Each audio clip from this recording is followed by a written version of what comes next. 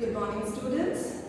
Now, today we will start a new chapter from your social science book of class 6. So, what is the chapter? Let's come to the chapter, section 2 of geography, that is notes and maps. Okay? So, let's start with the preface of the chapter. First thing, what is that? The chapter is globes. So, we have all seen globes. This is a circular pattern of a thing which we have regularly see at our homes or in some shops. Okay, so we have learned that Earth is spherical in shape, yes, but it is slightly flattened at the top.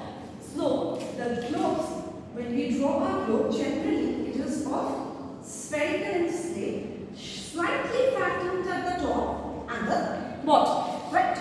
Yeah.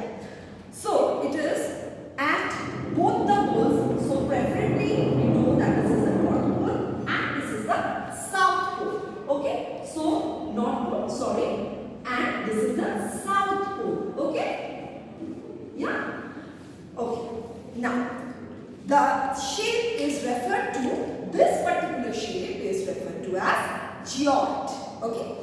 Man has created the globe and maps for their own benefit. So what are the benefits? Let's go into the detail of the globe. A globe is a true spherical representation or a true model of our Earth. Because the shape and size of a globe of a country or an area is accurately marked on the globe. Globes are of two types. What are the two types? There are political globes, okay, and there are physical globes. So, political globes have the countries, the continents, and the physical globes have the mountains, the rivers, and the various other features. The globe has certain drawbacks as well. First drawback, it is huge in size and it is difficult to carry, right? Yeah. A globe does not show all the geographical features of an area at a particular time, because you have to rotate the globe and see it, right? Yeah. And that is why only half of the portion of a globe is visible to you at a time. It is difficult to carry, as I have told you, because of the size of the globe. Now, let's come to another part of this chapter, that are maps. What are maps? Maps are flat representation of what we see on the globe, right? A map is a representation of the Earth's surface or a part of it on a flat surface. This is the definition of a map, right? According to a scale. Every map should have a scale and accordingly we study the maps. Now, maps are of different types. Political maps, then there are physical maps, there are thematic maps. Okay, now one by one I will come to each. First one, political maps. As I have told you, there are two types of globes. Similarly, political maps can be drawn to show the different states, countries and continents, etc. Similarly, physical maps drawn to show physical features of the earth, that is the rivers, mountains, plateaus, okay, even there are plains, etc. Next come to thematic maps. What are thematic maps? Thematic maps, those maps which represent a particular theme, which is based on a particular set topic. Okay, like weather conditions, like vegetation, crops, industries, all these are forms of thematic maps. The main drawback of maps, now let's come to it. We have drawbacks of the globe, so we have certain drawbacks of the map as well. So, it is that they do not represent accurate shape and size. Okay? Because it is done in paper, a shorter representation of the actual size. And sizes of the continents as well as the oceans. Now, let's come to the next part of the chapter. What is it? The components of a map. What are the components of a map? To use maps in the most effective manner, one should show how to read them. That is, how should we read the map? We have to know it, otherwise we will not be able to read it. Right? So the language of the map comprises the following elements. What are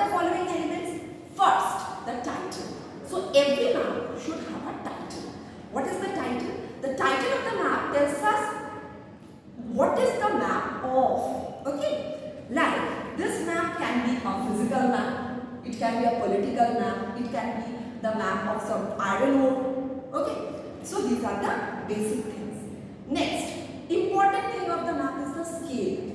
Now, how can we read the scale? Let's see it. The earth is very big, so it can never be mapped in its true size. Actual size, we cannot represent it on the map. So, we do something to represent the entire size but in a shorter form. How to do it? Therefore, we reduce the size of the map. And it is done by what method? Let's see. When we reduce any large area of the earth to something smaller according to a particular value, that value is called the scale of the map. Fine, students? Now, in a scale, there is always a proportion between the dimensions. There is a proportion between the dimensions, like 1 centimeter equal to 1 kilometer. Okay? So, and when the scale is shown in lines, it is called the linear scale. So, when we show the scale in lines drawn, then it is called the linear scale. Another method is to show the scale, that is the representative fraction. So, how we do it? Representative fraction in which the scale is given in a fraction. Okay. Now, the ratio between the map. So, what is the scale of the map? So, if we have to know the scale of the map, so scale of a map, what it is? Let's know it. So, it is the ratio between the map distance and the actual ground distance. This is the scale of a map. Now, every map has its own particular set scale. Depending on the scale, a map can be categorized into large scale map and small scale map.